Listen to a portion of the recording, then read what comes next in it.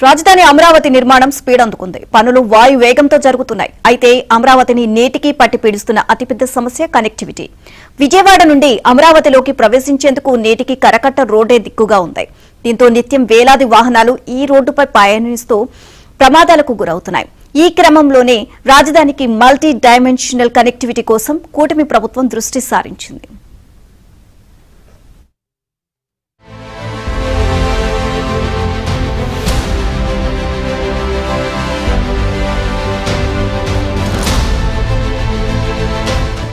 రాజధాని అమరావతిలో పనులు శరవేగంగా సాగుతున్నాయి. జడ్జీల, మంత్రులు, హెచ్ఓడీల బంగ్లాలు తుది దశకు చేరుకున్నాయి. అఖిల భారత సర్వీసు అధికారుల టవర్స్ త్వరలోనే అందుబాటులోకి వస్తున్నాయి. ఎన్జీఓ టవర్స్ కూడా త్వరలోనే అందుబాటులోకి రానున్నాయి.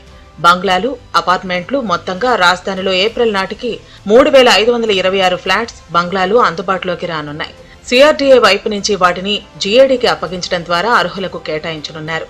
ఇదిలా ఉంటే వీరంతా అమరావతిలో నివాసం ఉంటే కనెక్టివిటీ అనేది ప్రధాన సమస్యగా మారనుంది. ముఖ్యంగా విజయవాడ నుండి అమరావతికి వెళ్లాలంటే కేవలం కరకట్ట మినహా వేరు ప్రత్యామ్నాయ మార్గం లేకుండా పోయింది. ఉండవల్లి, పెనుమాక మీదుగా రోడ్డు ఉన్నా అది ఇరుకు సందులతో ఉండి ప్రయాణానికి పూర్తి స్థాయిలో అనువుగా లేదు. దీంతో సింగిల్ రోడ్డుగా ఉన్న కరకట్ట మార్గమే ప్రస్తుతం అమరావతికి ప్రధాన రహదారిగా మారింది.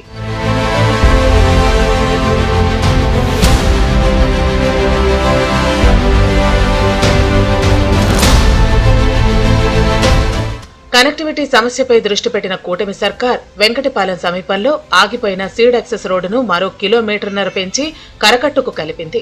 దీంతో కరకట్టపై ప్రయాణం మరో 1.5 కిలోమీటర్ల తగ్గింది.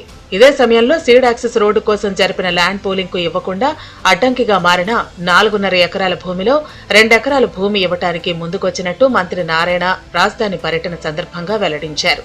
మిగిలిన 2.5 ఎకరాలు భూమి కోసం ఈ నెల 7న ల్యాండ్ అక్విజిషన్ కు వెళుతున్నామని మంత్రి ప్రకటించారు. తద్వారా సీడ్ యాక్సెస్ రోడ్డుకు ఉన్న అడ్డంకులను అతి త్వరలోనే పరిష్కరించి అమరావతికి కనెక్టివిటీని పెంచుతామన్నారు. 4.5 ఎకరా కూడా యాక్చువల్ గా వాళ్ళని రిక్వెస్ట్ చేస్తున్నామని ఇవ్వకుంటే బుధవారం రోజు సీడ్ యాక్సెస్ దాని మీద ల్యాండ్ అక్విజిషన్ పెడుతున్నాం. ఆల్రెడీ కలెక్టర్కి ఇన్ఫర్మేషన్ ఇచ్చి మొత్తం డేటా అంతా ఇచ్చాము. బుధవారం రోజు సీడ్ యాక్సెస్ దానికి ఫస్ట్ ల్యాండ్ అక్విజిషన్ పెడుతున్నాం. తర్వాత మిగతా రోడ్లు కూడా ల్యాండ్ అక్విజిషన్ మేనర్ లో పోవటం. 4.5 ఎకరాలు యాక్చువల్ గా ఏదైతే సీడ్ యాక్సెస్ రోడ్డు మన మంగళగిరి రోడ్డుకి ఎక్కాలని ఆడ స్టీల్ బ్రిడ్జ్ ప్లాన్ చేశాము. ఇదిలా ఉంటే రాజధాని అమరావతిలో యాక్టివిటీస్ రోజు రోజుకు పెరుగుతున్నాయి. ముఖ్యంగా సిఆర్టీఏ కార్యాలయం, దాని అనుబంధ కార్యాలయాలు ప్రారంభం కావడంతో ఉదయం, సాయంత్రం సీడ్ యాక్సెస్ రోడ్డు బిజీగా ఉంటోంది. దీంతో కరకట్ట రోడ్డుపై ఒత్తిడి రోజు రోజుకు పెరుగుతోంది. ఏప్రిల్ నాటికి మంత్రులు, న్యాయమూర్తులు, అఖిల భారత సర్వీసు అధికారులు, ఎన్జీఓలు, ప్రభుత్వ ఉద్యోగులు అమరావతిలో నివాసం ఉంటే ట్రాఫిక్ సమస్య తలెత్తనుంది. అందుకే కూటమి సర్కార్ అమరావతికి కనెక్టివిటీని కల్పించేందుకు ప్రణాళికలు వేసి అమలు చేస్తోంది.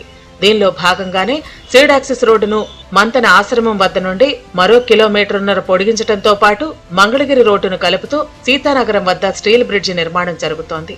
ఈ నెలాఖరుకు వంతెన అందుబాటులోకి రానుండటంతో కొద్ది దూరం కరకట్ట ప్రయాణం మినహాయిస్తే రాజధానికి విజయవాడ నుండి బెటర్ కనెక్టివిటీ వచ్చినట్లు అవుతుంది.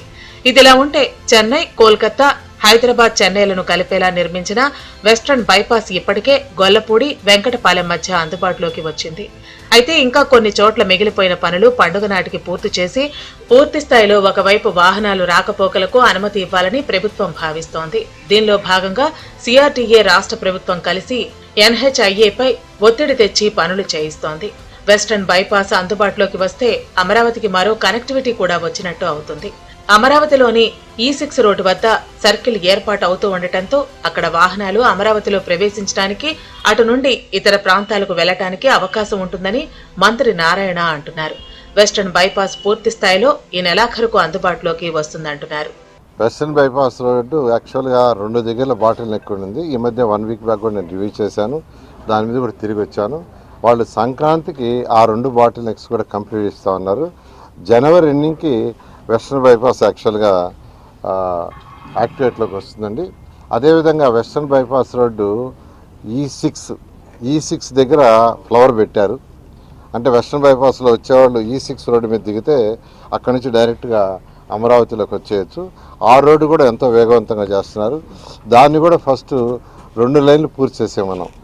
ఏదైతే E6 ఉందో దాన్ని పూర్తి చేస్తే ఇంకా వెస్టర్న్ బైపాస్ నుంచి వచ్చేవాళ్ళు దాంట్లో E6లో దిగి డైరెక్ట్గా రావడం.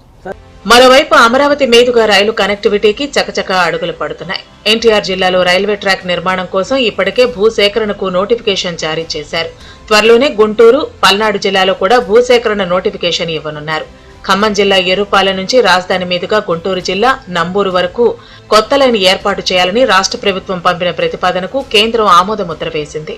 ఇందుకోసం రాష్ట్ర ప్రభుత్వం కేంద్ర ఆదేశాల మేరకు భూసేకరణ అధికారులను కూడా నియమించింది. ఈ రైల్వే లైన్ నిర్మాణంతో రాజధాని అమరావతికి ఇటు విజయవాడ, అటు గుంటూరుకు కూడా కనెక్టివిటీ పెరుగుతుంది. ఖమ్మం జిల్లా ఎర్రుపాలెం నుంచి రాజధానిలోని పలు గ్రామాల గుండా నంబూరు వరకు కొత్త రైల్వే లైన్ను 56.53 కిలోమీటర్ల దూరం పాటు నిర్మించాలని నిర్ణయించారు. రైల్వే లైన్, రైల్వే స్టేషన్ల నిర్మాణం కోసం ఖమ్మం, ఎన్టీఆర్, పల్నాడు, గుంటూరు జిల్లాల్లో మొత్తం 892 ఎకరాల అవసరం అవుతుందని గుర్తించారు. ఎన్టీఆర్ జిల్లాలో 334.62 ఎకరాలు, ఖమ్మం జిల్లాలో 24.24 ఎకరాలు, పల్నాడు జిల్లాలో 333.95 ఎకరాలు భూమిని సేకరించాల్సి ఉంది. ఇందులో ప్రభుత్వ భూమి 98.20 ఎకరాలు, ఇనాం భూములు 52.01 ఎకరాలు, ప్రైవేట్ భూములు 741.80 ఎకరాలు ఉన్నాయి. ఎన్టీఆర్ జిల్లాలోని కంచికచర్ల, బీరులపాడులో 297 ఎకరాలు సేకరించాల్సి ఉంది. ఇబ్రహీంపట్నంలోని చిలుకూరు, దాములూరు గ్రామాల్లో భూసేకరణకు Vijayawada revenue sub divisional officer శుక్రవారం నోటిఫికేషన్ జారీ చేశారు. వీటితో పాటు గుంటూరు, పల్నాడు జిల్లాల్లో కూడా భూసేకరణ చేయాల్సి ఉంది. ఎర్రుపాలెం నుంచి నంబూరు వరకు రైల్వే లైన్ నిర్మాణం కోసం 2047 కోట్ల రూపాయలు వ్యయం అవుతుందని కేంద్రం అంచనా వేసింది. రైల్వే స్టేషన్ల నిర్మాణం కోసం కూడా టెండర్లు పిలవాలని కేంద్ర రైల్వే శాఖ నిర్ణయించింది. అమరావతికి రైలు కనెక్టివిటీని వీలైనంత తొందరగా పూర్తి చేయాలని ముఖ్యమంత్రి చంద్రబాబు నాయుడు కేంద్రాన్ని కోరటంతో రైల్వే శాఖ ఆ దిశగా చర్యలు తీసుకుంటోంది. దీంతో అమరావతిలో మల్టీ డైమెన్షనల్ కనెక్టివిటీకి రంగం సిద్ధమవుతోంది.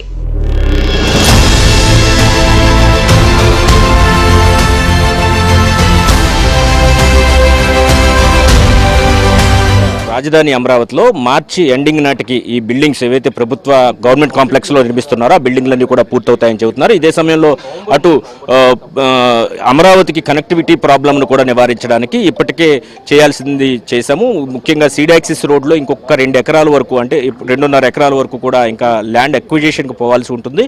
2 ఎకరాలు ఇవ్వడానికి సుముఖంగా ఉన్నట్టుగా తెలుస్తుంది. ల్యాండ్ అక్విజిషన్ కోసం ఈ బుధవారం కీలకమైన నోటిఫికేషన్ ఒకటి జారీ చేస్తామని కూడా మంత్రి నారాయణ చెబుతున్నారు. ఇది ఇక్కడ పరిస్థితి. కెమెరా పర్సన్ రాంప్రసాద్తో సత్య, ఏబిఎన్ ఆంధ్రజ్యోతి.